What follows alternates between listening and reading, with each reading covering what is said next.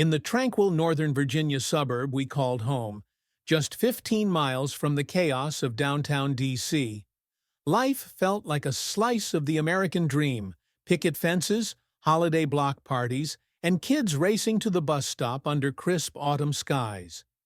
Our biggest drama was usually who'd win the Yard of the Month sign, a friendly competition that kept our lawns pristine. But beneath that idyllic surface, a deceptive authority was brewing, one I'd dismissed as HOA theatrics until it struck my family. Whispers had started weeks earlier. Neighbors like Mr. Bernstein, a retiree who watched the street from his porch, spotted a white SUV with flashing strobe lights prowling after dark. They called themselves HOA cops, issuing citations for nonsense like leaving recycling bins out too long or having the wrong color curtains facing the street. One woman was even pulled over for driving 6 miles per hour over the 25 limit on our own Maplewood Lane, handed a fine by men in tactical vests with badges reading Neighborhood Compliance Division. It sounded fishy. Real police don't operate under HOA rules, but fear had already taken root, with residents paying petty fines to avoid trouble. I meant to dig deeper, maybe raise it at the next HOA meeting, but life got in the way. Helen's work project, Avery's debate competition, my budget hearings at the Department of the Treasury. I figured it was just overzealous volunteers, nothing sinister. That is, until a humid Thursday evening when that same white SUV, lights pulsating red and blue, screeched onto the scene as Avery drove back from Sal's Pizzeria. Before I knew it, those fake cops had her in handcuffs for speeding, shattering our quiet suburb's illusion of safety in a way I'd never imagined possible. In our Northern Virginia suburb, my wife Helen and I had carved out a slice of normalcy for our daughter Avery, a bright 16-year-old who deserved the kind of childhood we'd dreamed of: picket fences, s'mores on Friday nights, and holiday block parties where neighbors swapped stories over hot cocoa. But beneath that suburban calm lay a reality we kept under wraps. My job at the Department of the Treasury came with security measures most families don't face, including a Secret Service detail for Avery. We'd chosen this neighborhood, 15 miles from D.C.'s bustle, to shield her from the spotlight of my position, letting her be a regular teen who could join the school debate team or grab pizza from Sal's Pizzeria without fuss. Avery understood the drill. She never liked the attention, but she knew Agents Kim and Rodriguez, her protective detail, were part of the deal. They were discreet, often trailing her in an unmarked sedan to give her space, a balance that let her feel independent while staying safe. That humid Thursday evening, as she drove our gray sedan to pick up dinner with Agent Kim in the passenger seat and Rodriguez following behind, I never imagined her protection would be put to the test. She was just a responsible kid on a routine errand. Her biggest worry supposed to be whether to get pepperoni or extra cheese. But when those fake HOA cops pulled her over on Maplewood Lane, their flashing lights and faux authority clashing with her quiet confidence, the stakes of her Secret Service protection came crashing into focus. Avery's hidden reality, being the daughter of a federal official under watch, was about to collide with a scam we never saw coming, turning a pizza run into a battle for her safety. The air on Maplewood Lane that humid Thursday evening turned thick with tension as those fake HOA cops, clad in navy polos with HOA enforcement hats, yanked Avery from our gray sedan, their cheap metal handcuffs biting into her wrists.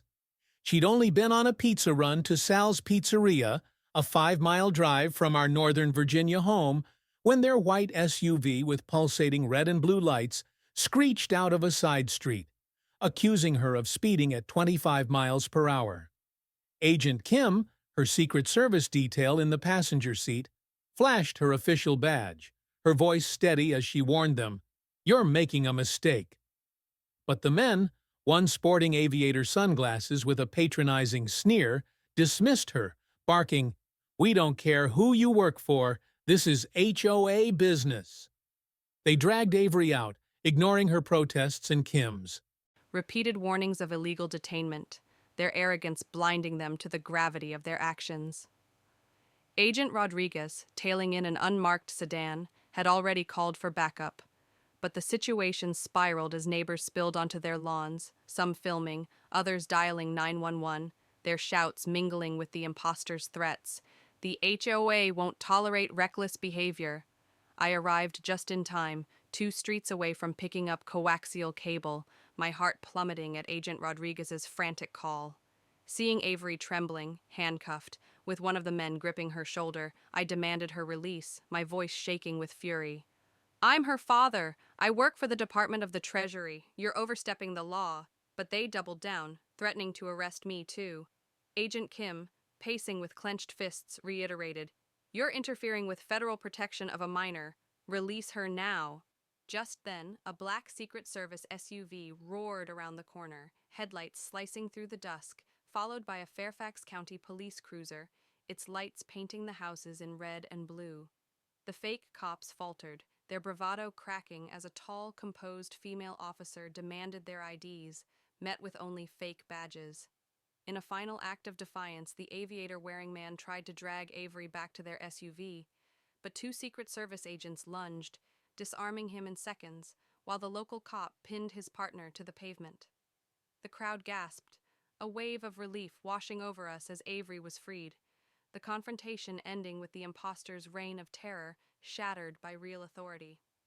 As the Fairfax County Police cuffed the fake HOA cops on Maplewood Lane, the unraveling of their scheme sent chills through our Northern Virginia suburb, revealing a scam far bigger than we'd imagined. While securing the scene, officers pried open the imposter's white SUV, uncovering a folder stuffed with phony citations, $500 fines for a bike on the sidewalk, $300 for untrimmed hedges, even threats of detainment if unpaid. These men had been extorting residents, banking on fear to pocket cash from folks who mistook them for real law enforcement. But the discoveries didn't stop there. A deeper search revealed multiple sets of fake badges, a stash of weapons like pepper spray, and a binder filled with chilling details. Addresses, vehicle registrations, and notes on homeowners' daily schedules, all collected to target our community 15 miles from D.C. The crowd of neighbors, still reeling from Avery's arrest, grew silent as the scope of our vulnerability sank in. These weren't just local fraudsters. They were part of a multi-state network of grifters, moving from one suburban HOA to another, amassing thousands in bogus fines before vanishing. One officer recognized their batons as the same brand used by a paramilitary group in a neighboring state, already under investigation for impersonating law enforcement, prompting calls to the local FBI office. The men had even bribed shady HOA board members in other subdivisions to access homeowner rosters, exploiting the blurry line between HOA rules and real police power. My stomach churned as I realized how close they'd come to escaping. If they hadn't targeted Avery under Secret Service protection, their scam might still be running. What started as a pizza run had blown the lid off a broader conspiracy, exposing a predatory scheme that thrived on suburban trust, leaving us all to grapple with how easily our safety had been breached. The arrest of the fake HOA cops on Maplewood Lane sparked a firestorm of outrage among our Northern Virginia neighbors, but it was the unity that followed that truly defined us. As the Secret Service freed Avery and the Fairfax County Police cuffed the imposters, residents who'd watched in horror began sharing their own stories. Mr. Bernstein, the retiree who'd first tipped me off about the suspicious white SUV, shook his head, recalling how he'd seen them rummaging through the Jacksons' mail 3 nights earlier. Another neighbor fumed over a $1,000 fine they'd threatened him with for a non-existent code violation, demanding payment or eviction. The crowd's anger grew as the police revealed the scammer's binder of personal data. Our addresses, car details, even daily routines, collected to exploit us just 15 miles from DC's safety nets. What started as a Fear turned into resolve. We weren't just victims. We were a community ready to fight back. In the days that followed, we banded together, holding emergency HOA meetings to demand transparency. A real board member, face pale, admitted they'd rejected the fake security firm's application, but the men had forged ahead anyway. We didn't let that slide. We pressed for accountability, recovered lost funds from the scammers' fines, and set strict new guidelines to ensure no imposters could ever prey on us again. Neighbors who once just waved over picket fences now shared coffee and watch schedules. Our block parties taking on a new purpose: vigilance. The ordeal, though rattling, forged a solidarity we hadn't known we needed. We'd been fooled once, but never again. By standing united, we turned a violation of our trust into a testament of our strength, proving that in our suburb, community wasn't just a word, it was our shield against the chaos those fake cops had brought. Once the Secret Service and Fairfax County Police subdued the fake HOA cops on Maplewood Lane, justice came down hard, delivering a reckoning that left our Northern Virginia suburb breathing easier. The two imposters, who'd terrorized Avery with their fake badges and handcuffs, were cuffed for real and escorted into a police SUV, their smug defiance replaced by sweaty desperation as the gravity of their actions sank in. A search of their vehicle revealed a trove of evidence: phony citations, a stash of pepper spray, and a binder of stolen homeowner data that tied them to a multi-state scam targeting suburban HOAs. Within days, the legal consequences piled up like a house of cards collapsing. They faced a laundry list of charges: racketeering for their organized fraud, impersonating law enforcement with their neighborhood compliance division ruse, assault on a minor for manhandling Avery, and fraud for extorting thousands from residents with fines like $500 for a bike on the sidewalk.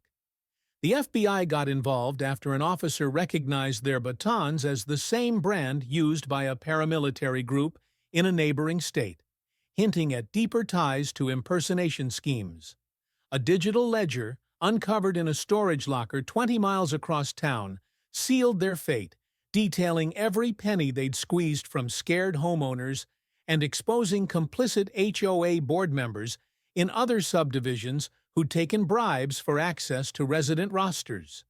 The cherry on top? Their fake security firm, unlicensed and uninsured, was indicted, its owners forced to liquidate assets to cover legal fees, dismantling every cog in their criminal machine.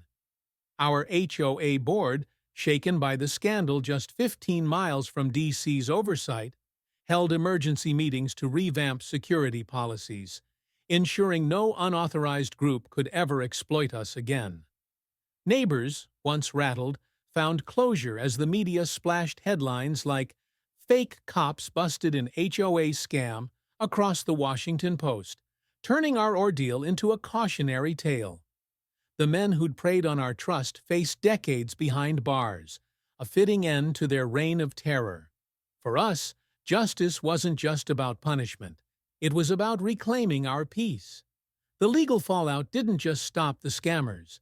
It sent a message to every would-be fraudster that our community, though quiet, wouldn't be an easy mark anymore.